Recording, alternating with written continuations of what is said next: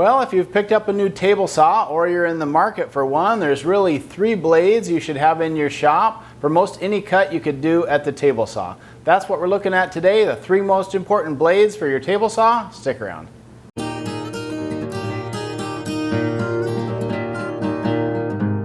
If you're new to woodworking, it may not be obvious what style of blades you should go after as you kind of build out your collection of table saw blades. And so most people go out and they start with maybe a 24 tooth ripping blade. And with that few of teeth on a 10-inch blade, it's really only going to be good for ripping cuts with the grain. You need more teeth to make a fine finish cut with cross cutting, but that is kind of a sliding scale. The fewer teeth, the better it's going to be for ripping. The more teeth, the better it's going to be for cross cutting. So where do we strike that happy balance if you just want to have one blade on your table saw most of the time? And I think for the average woodworker, that's probably going to be a 40 tooth combination blade. As you get into joinery tasks, you'll want to add a couple more blades to your collection. One would be a 50 tooth combination blade, and that specifically is so that we can cut flat bottom grooves.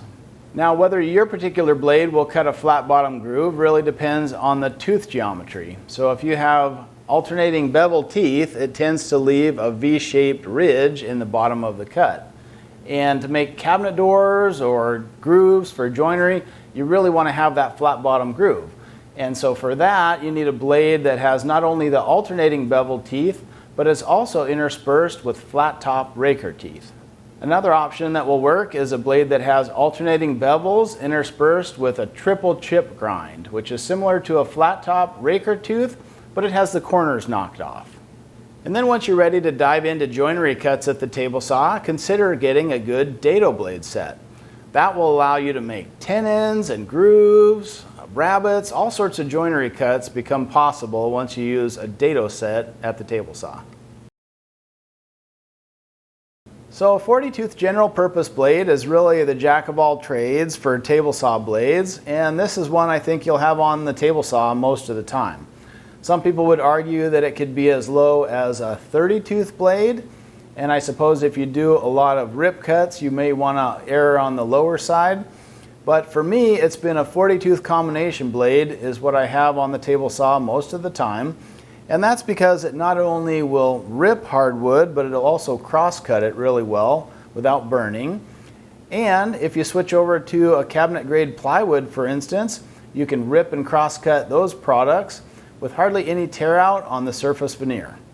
Now, if your blades are getting as dull and dirty as this one, it might be time to clean things up. You may have seen these blade cleaning tubs that you can add some cleaning solution to and scrub it up with a brass or a soft bristle brush. See if you can restore good cutting performance to that blade. If not, it might be time to send it out for sharpening or just replace the blade. Now, it goes without saying that you'll unplug your saw for any blade changes or maintenance. But one thing I want you to pay particular attention to is the thickness of your riving knife. Use that riving knife whenever you can for any single kerf blade. But as you install a new blade, make sure that it's compatible with the riving knife on your saw. So for instance, our riving knife is about 0.088 in thickness. And when you compare that to the kerf across the teeth of your blade, this general purpose 40 tooth blade has a kerf of 0.1. So as long as your riving knife thickness is slightly thinner than your blade, you should be in good shape. I generally prefer a thin kerf blade, but that's particularly true if your table saw is 2 horsepower or less. And drop that throat plate in place. If you're shopping for a table saw, make sure to get one with a lockable throat plate. That's a really good safety feature.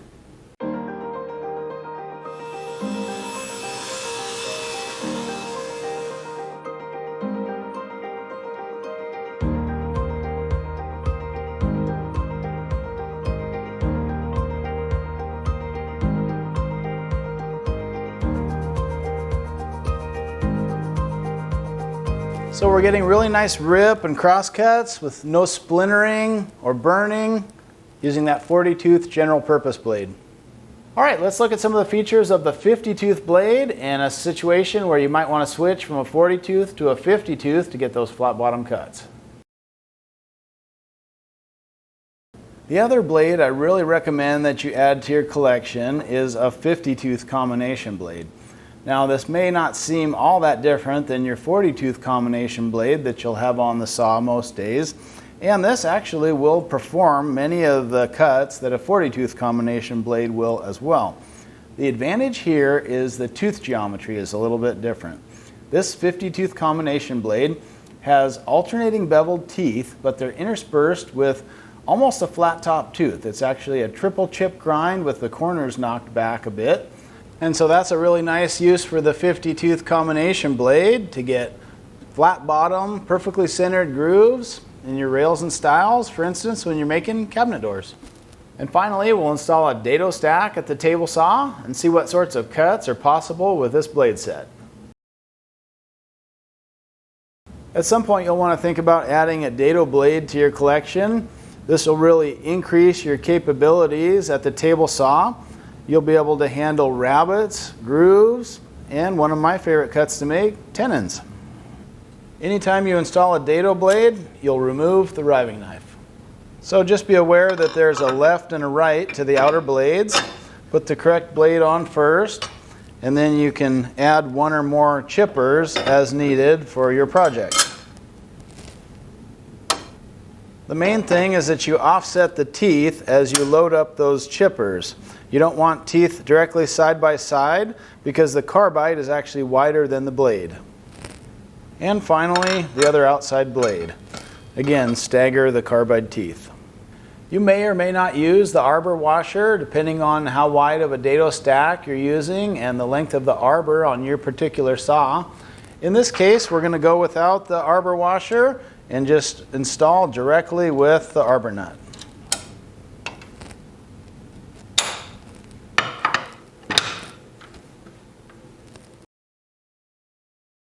One accessory I really recommend are these sacrificial fences.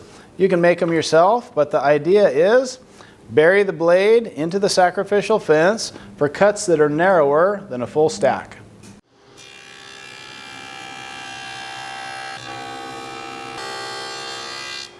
And there we go, nice clean rabbet cut along the edge. Or you can make quick and easy tenon cuts with a miter gauge.